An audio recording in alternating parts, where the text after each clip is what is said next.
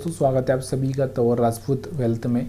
और ये कल के लिए हम चार्ट का एनालिसिस कर रहे हैं। तो देखो, मैं हमेशा से यही बोलता हूँ कि देखो, कितना भी बाइंग आ जाए, कितना भी सेलिंग आ जाए, लेकिन ये शेयर मार्केट है। जब तक इसमें पैसा नहीं मिलेगा किसी दूसरे आदमी को, तब तक मार्केट ऊपर नीचे नहीं होगा। ये आपको भी पता है और सब लोग जानते भी हैं कि भाई पैसा तो लगेगा ही लगेगा, और पैसा चाहिएगा तभी मार्केट को ऊपर नीचे किया जा सकता है। तो यहाँ पर अगर आप कैंडल देखोगे आज का, तो एक तो इनसाइड कैंडल है। इस कैंडल के अंदर अब इस कैंडल से हम यही अंदाज़ा लगा सकते हैं कि इसका हाई ब्रेक होगा तो हो सकता है मार्केट इसके ऊपर क्लोजिंग कर दे, तो यहाँ से मार्केट ऊपर जाना चालू हो जाए, यहाँ से नीचे तो ये नीचे जाना चालू हो जाए। इन सब में जो एक चीज़ है हमारे लिए सपोर्ट और रेजिस्टेंस, वो कौन सा है, उस चीज़ को हम लोग लगा लेते हैं, उसके बाद हम आगे की बात करते हैं। तो यहाँ से आपको देखने को मिल रहा होगा ये वाला हमारे लिए एक, और एक ये वाला एरिया हमारे लिए काम करेगा सपोर्ट के लिए। ठीक है, तो ये चीज़ें मैं आपको यहाँ पर बता रहा हूँ कि ये हमारे लिए सपोर्ट का काम कर सकता है। कैसे काम करेगा ये आपको मैंने क्यों लगाया है, इसके पीछे कारण मैं आपको बता ही देता हूँ, क्योंकि सबसे बेटर चीज़ है ये सपोर्ट। और इसके बाद अगर हम बात करें तो यहाँ पर आपको दिख रहा होगा एक ये रेजिस्टेंस हमारे लिए काम करेगा, और ये हमारे लिए दोनों ही काम करेगा। ये हमारे लिए सपोर्ट का काम करेगा और एक ये हमारे लिए सपोर्ट का काम करेगा। तो ये चार सपोर्ट रेजिस्टेंस यहाँ पर हो सकते हैं, लेकिन हम दो ही लगाएंगे। ठीक है, ये तो हो गया क्लियर यहाँ पर।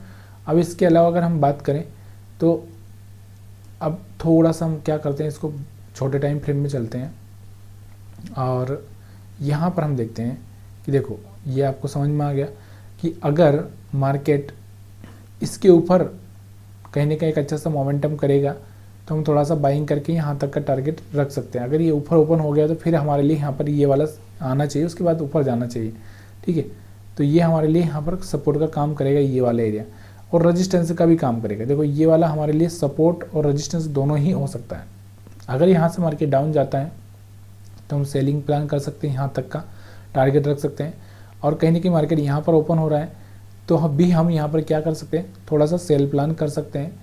अगर यहाँ पर कोई रेड कैंडल, कोई ऐसा कैंडल, देखो आज मैं आपको समझा चुका हूँ सिग्नल कैंडल कैसा होता है, वो सिग्नल कैंडल आपको मैंने समझा दिया। सिग्नल कैंडल को समझना बहुत ज़रूरी है। जैसे ये वाला सिग्नल कैंडल हो गया, ये वाला यहाँ पर एक ग्रीन कैंडल हो गया सिग्नल, तो यहाँ पर एक कैंडल से समझना बहुत ज़रूरी है। तो ऐसे मैं आपको यहाँ पर प्लान करना है।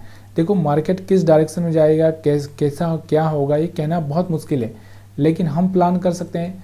हमको क्या दिखता है, देखो चार्ट पर अगर मैं देखूं तो मेरे को क्या दिखता है, चार्ट पर मेरे को कैंडल दिखते हैं।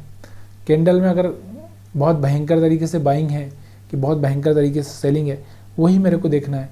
अब मैं यहाँ पर ज़्यादा कुछ सपोर्ट रेजिस्टेंस ये सब भी देख सकता हूँ, लेकिन मेरे को सबसे पहले जो कैंडल में देखने को मिलता है कि कौन ज़्यादा लोग क्या कर रहे हैं। जैसे यहाँ पर आप देखोगे, यहाँ पर आपको दिख रहा है बाइंग है और यहाँ पर सेलिंग भी आई, तो यहाँ पर किसका पलड़ा भारी है, सेलर्स का। तो यहाँ पर हम सेलिंग करके पैसा बना सकते थे। यहाँ पर आपको दिख रहा होगा ना तो बायर का है ना सेलर का है, तो यहाँ पर किसका है, जिसके इसके नीचे ब्रेक कर दे, इसके आगे जो रेड कैंडल बने ग्रीन कैंडल उसका, तो यहाँ से रेड कैंडल बना, सेल किया जा सकता है। इसके बाद अगर हम बात करें तो यहाँ पर आपको दिख रहा होगा, यहाँ पर भी आपको दिख रहा होगा एक ग्रीन कैंडल बना, तो यहाँ पर एक बाइंग का है। यहाँ से फिर वो या हम बोल सकते हैं इनडिसीजन, या हम बोल सकते हैं कि एक ऐसा कैंडल जो मतलब कंफ्यूज कर रहा है सबको, उसके बाद जो डिसीजन हुआ उसके बाद हम सेलिंग कर सकते हैं। तो ये चीज़ें आपको यहाँ पर देखनी पड़ेगी कि यहाँ पर आपको वो चीज़ दिख रही है क्या, यहाँ पर वो चीज़ दिख रही है क्या आपको, तब उसके हिसाब से आपको डिसीजन लेना है। तो यहाँ पर समझ में आ गया।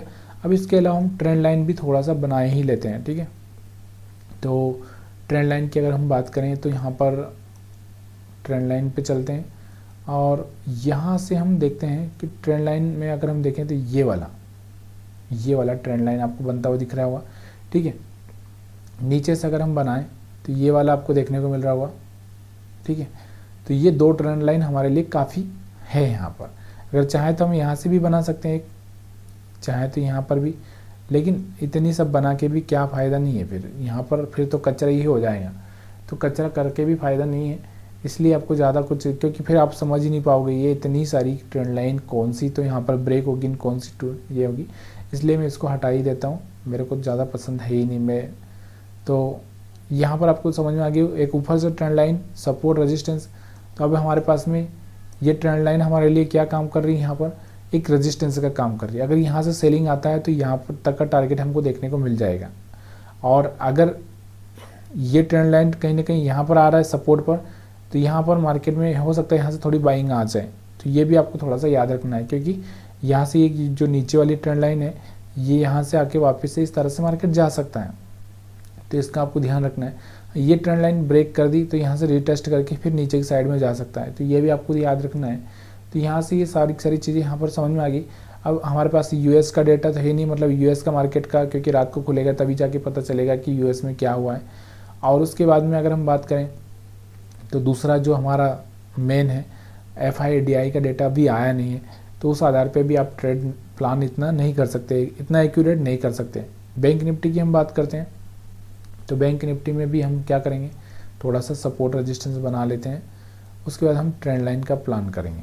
ठीक है, तो अभी यहाँ पर तो बैंक निफ्टी में एक अच्छी सी बाइंग आती हुई आपको देखने को मिली है।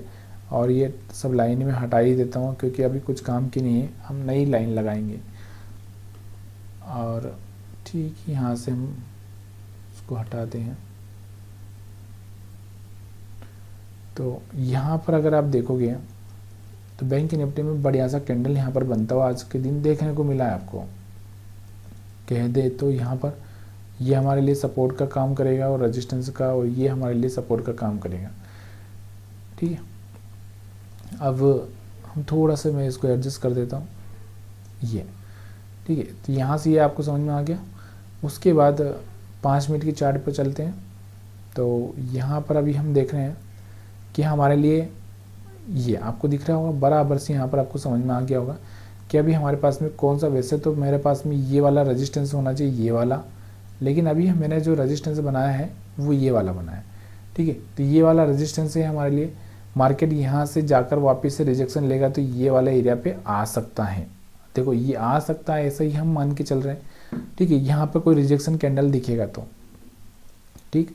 और उसके बाद में अगर हम बात करें ट्रेंड लाइन की, तो ट्रेंड लाइन में अगर आप देखोगे ऊपर से तो कोई ट्रेंड लाइन का कोई मतलब ही नहीं रहेगा। ठीक है, नीचे से ही जो ट्रेंड लाइन है वही हम एक चैनल फॉर्मेट बना लेते हैं यहाँ पर। तो ठीक है, यहाँ पर हम ट्रेंड लाइन बना लेते हैं। तो इस कैंडल से अगर हम बात करें तो ये वाला आपको देखने को मिल रहा होगा, ये वाला। ठीक है, और यहाँ से हम एक चैनल को देखें तो ये वाला एक चैनल। ठीक है, तो यहाँ पर एक चैनल बनता हुआ देखने को मिल रहा है आज के दिन में। और उस चैनल को अगर आप देखोगे तो इस यहाँ से होता है, ऊपर जाता है, फिर नीचे आता है, फिर ऊपर जाता है, नीचे आता है, फिर ऊपर जाता है, फिर नीचे आता है, और फिर ऊपर जाता है। कि नहीं जाता ये कहना बहुत मुश्किल है, या फिर हो सकता है ये नीचे आ जाए फिर उसके ऊपर हो जाए।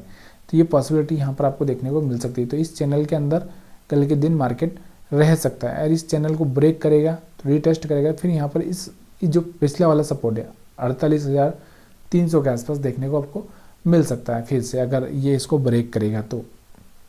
अदरवाइज इस चैनल के हिसाब से धीरे धीरे ऊपर जाता रहेगा, और इस पर आपको प्लान करना है। समझ में आ गया होगा मेरे को, जहाँ तक कुछ ज़्यादा और कुछ समझाने की ज़रूरत नहीं है इसमें, क्योंकि बहुत सिंपल सा चार्ट हमको देखने को मिल रहा है। सपोर्ट कहाँ है हमारा, रेजिस्टेंस कहाँ है, ट्रेंड लाइन कहाँ है, सारी चीज़ें आपको देखने को मिल गई। वीडियो देखने के लिए आप सभी का बहुत बहुत धन्यवाद।